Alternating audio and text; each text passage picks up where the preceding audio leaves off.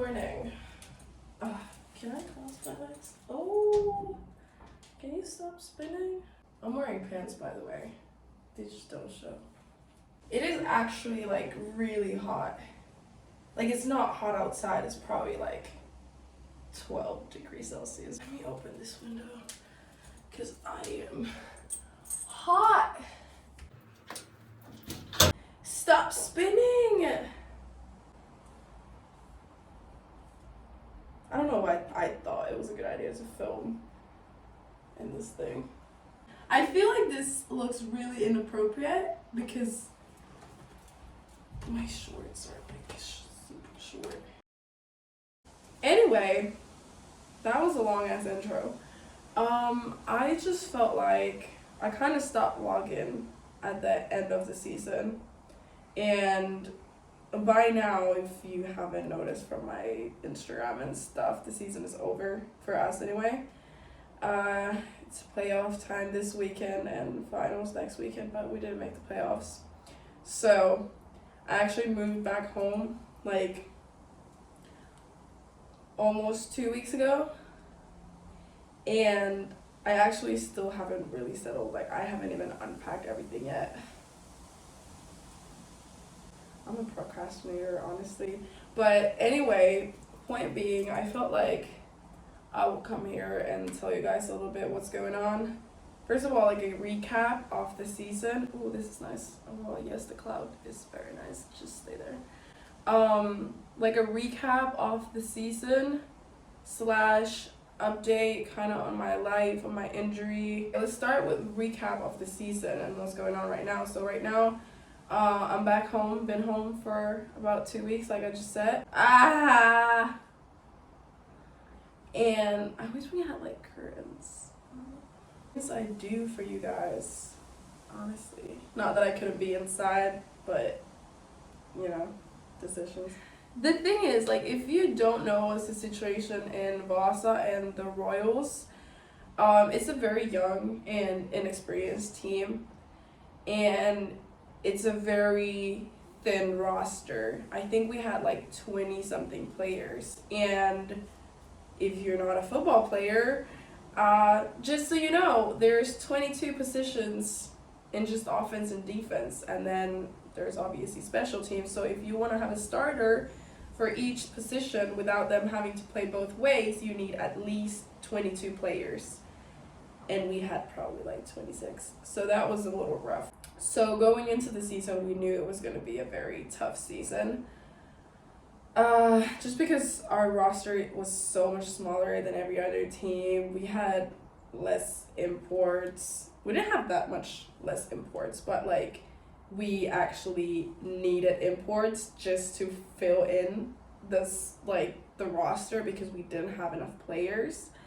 When other teams bring in imports just to make the team better, not like they have to bring in imports. So going into the season, we knew it was going to be a tough season, and I think considering our situation, we actually did really well, and having a really thin roster made us adjust a lot. We had to adjust weekly.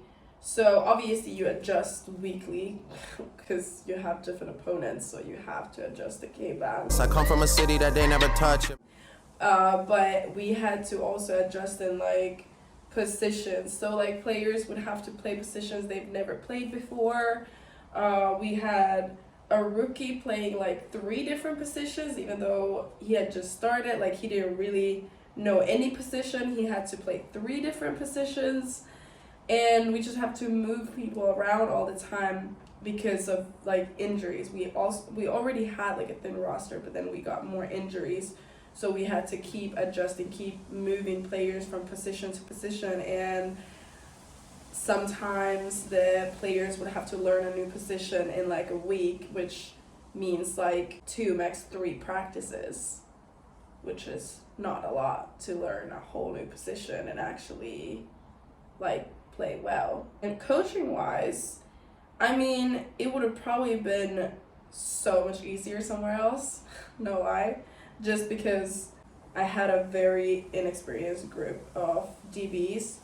I had an import, and then I had a Finnish guy who's played in the States, so he's definitely a lot more experienced than the others. But the rest are very inexperienced. There's a rookie. We had to have receivers playing DBs, like learning to play DB in the middle of the season and stuff. So was definitely challenging as a coach. But honestly, I think we did fine. And I didn't mind the challenge.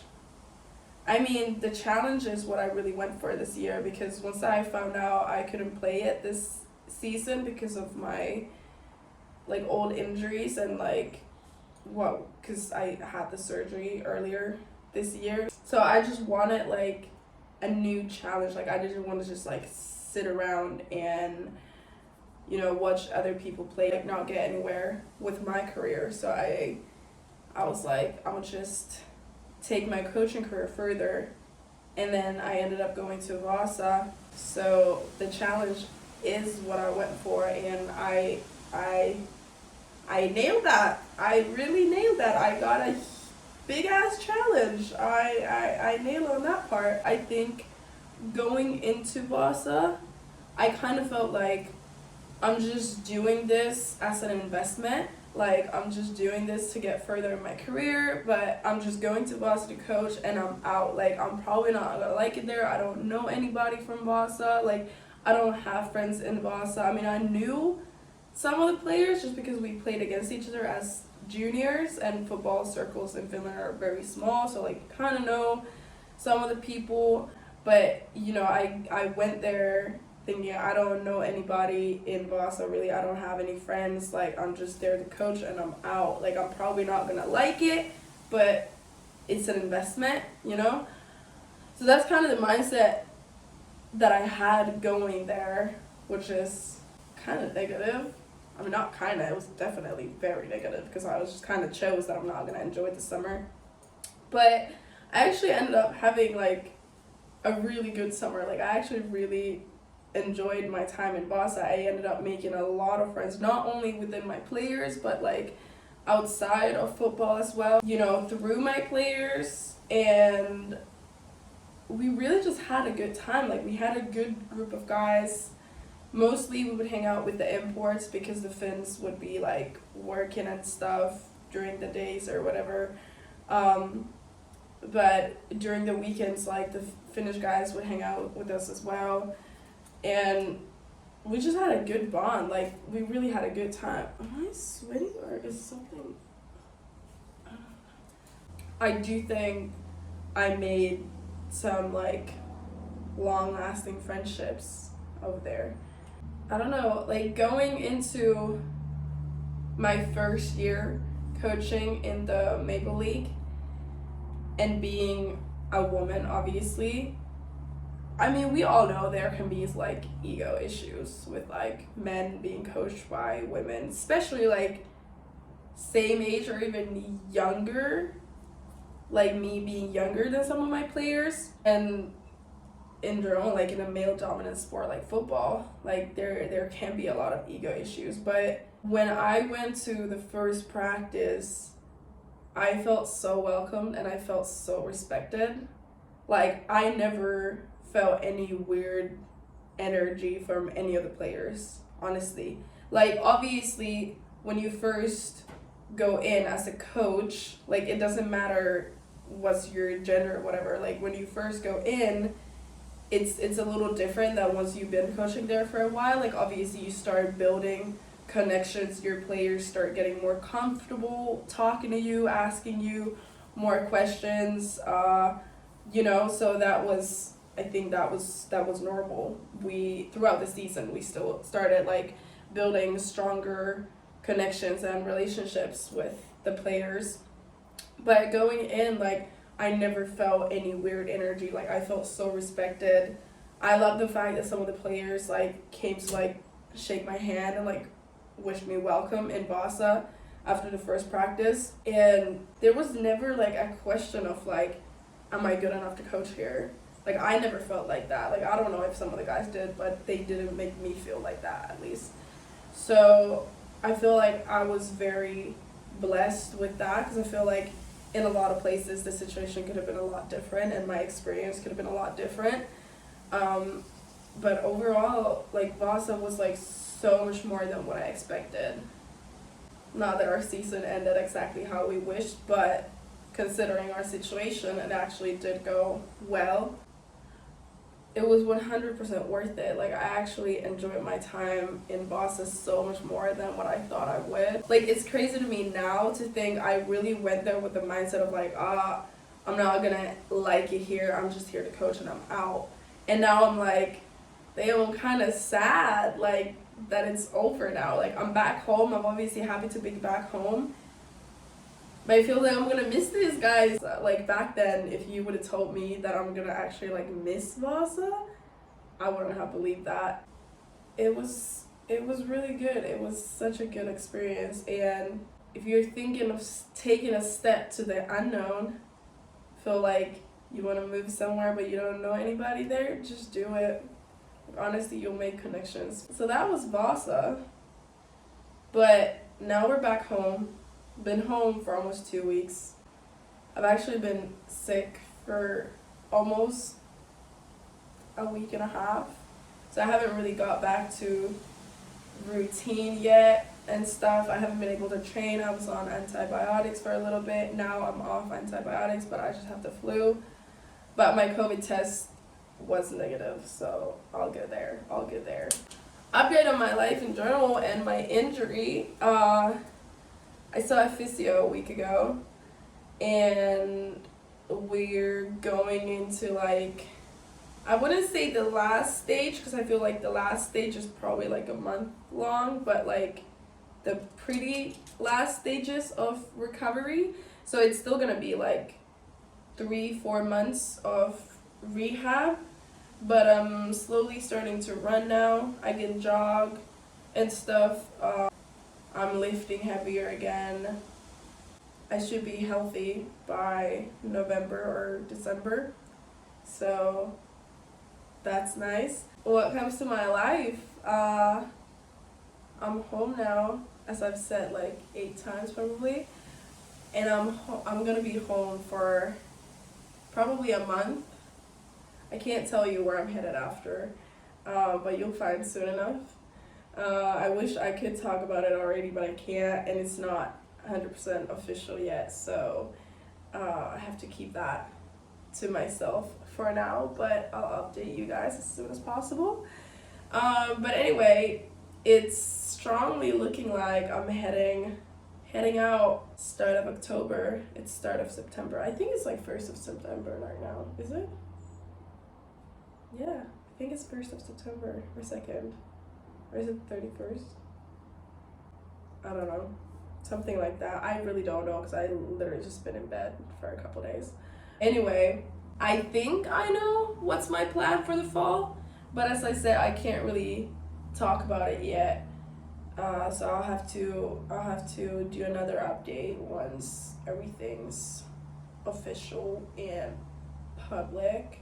And now that I'm home for about a month, I don't really have like a job, and I'm not gonna get a job because I'm only here for a month if everything works out.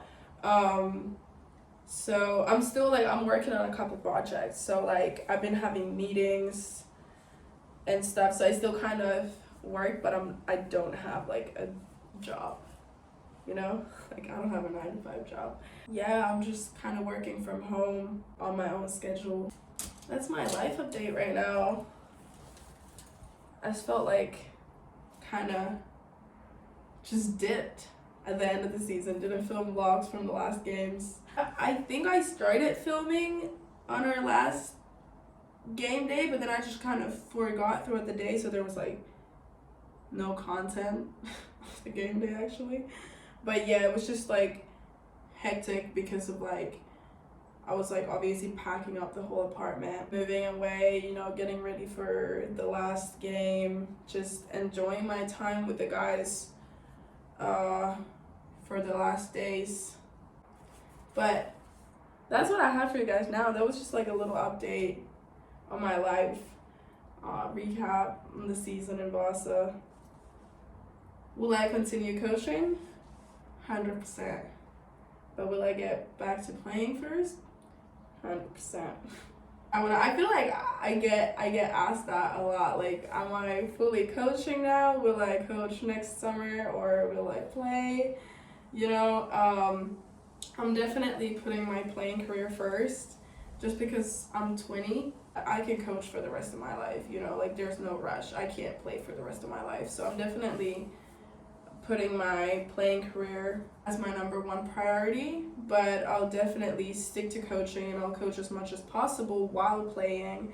And then once I'm done playing, I'll get back to more serious coaching, pursue that career more. Was Vasa worth it? 100%. If you're thinking of taking that jump into the unknown, do it. This is your sign. Do it. Anyway, peace out. I'll see you guys on my next video. Hopefully by then I can tell you more about my future plans. Actually, probably not, because I'm trying to do a vlog before that, because it might still be like a couple weeks before I can talk about that. But anyway, I'll see you guys on my next video. Ciao. Yo, somebody is cooking. Oh, it smells so good. Whoever's cooking, can I come by and eat your food? Because it smells really good. Oh shit, I need to move that too. Bye.